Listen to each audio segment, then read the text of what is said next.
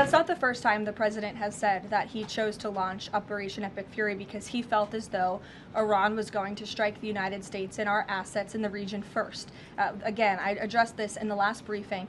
This was a feeling the president had based on facts provided to him by his top negotiators who had been engaged with the Iranian regime in a good faith effort. The Iranian regime was lying, deceiving the United States of America, clearly trying to continue their nuclear program to create a bomb that would of course threaten the United States of America. Again, their ballistic missile arsenal, they were rapidly and aggressively increasing that by the month to a place where they would essentially build immunity for themselves, where a future president or President Trump would not be able to launch this incredibly successful operation. And so the president, again, as I've reiterated and he has said, was not going to sit back and allow the Iranian regime to threaten or to attack the United States of America any longer. President Trump fully expected the rogue Iranian regime to try and disrupt the global markets.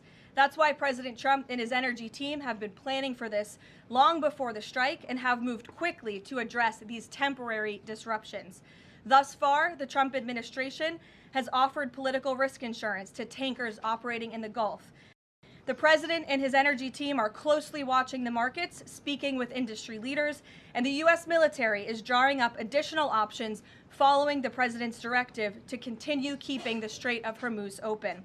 I will not broadcast what those options look like, but just know the president is not afraid to use them. Rest assured to the American people, the recent increase in oil and gas prices is temporary, and this operation will result in lower gas prices in the long term.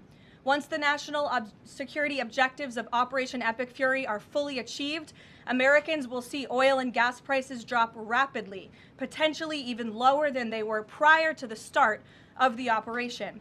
And we will live in a world where Iran can no longer threaten the United States or our allies with a nuclear bomb. Can you explain why the Energy Secretary posted and then appeared to have deleted a post on X saying that the U.S. Navy escorted an oil tanker through the Strait of Hormuz? Yes, I was made aware of this post. I haven't had a chance to talk to the Energy Secretary about it directly. However, I know the post was taken down pretty quickly, and I can confirm that the U.S. Navy has not escorted a tanker or a vessel at this time, though, of course, that's an option the president has said he will absolutely utilize if and when necessary at the appropriate time. In terms of oil sanctions, the president said that there would be some sanctions that would be lifted.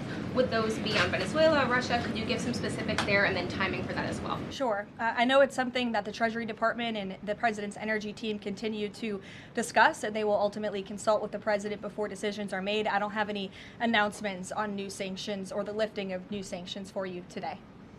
Thank you, guys. Thank you, Karoline. The trend is clear. U.S. combat capabilities are increasing and growing more lethal and dominant by the day, while the Iranian terrorist regime's ability to respond has rapidly declined. Now, the U.S. military is moving to dismantle Iran's missile production infrastructure. Our incredible B-2 bombers recently dropped dozens of 2,000-pound penetrator bombs on deeply buried missile sites. Moving forward, the stated objectives for Operation Epic Fury remain the same. Destroy the terrorist regime's ballistic missiles, raise their Iranian missile industry to the ground, ensure their terrorist proxies can no longer destabilize the region, and ensure that Iran never obtains a nuclear weapon. President Trump remains confident these goals will be accomplished in swift fashion. What is your current timeline for how long the war will last? So look, as you know, Steve, the president and the U.S. military's initial timeline was about 4 to 6 weeks to achieve the full objectives of Operation Epic Fury. Again, to destroy their missiles and their ability to make them, destroy their navy, permanently deny them nuclear weapons forever, and to, of course, weaken their evil terrorist proxies in the region. We know that the U.S. military and our brave warfighters are quickly and expeditiously executing these objectives well ahead of schedule, but ultimately the operations will end when the commander-in-chief determines the military objectives have been met, fully realized, and that Iran is in a position of complete and unconditional surrender, whether they say it or not. Reuters has reported that about 150 U.S. service members have been injured so far. Can you confirm that number and elaborate on that? I can't confirm the exact number. I know it's within that ballpark, but I would defer you to the Pentagon for a specific number of wounded or injured thus far. Thank you, guys. Thank you, Karoline.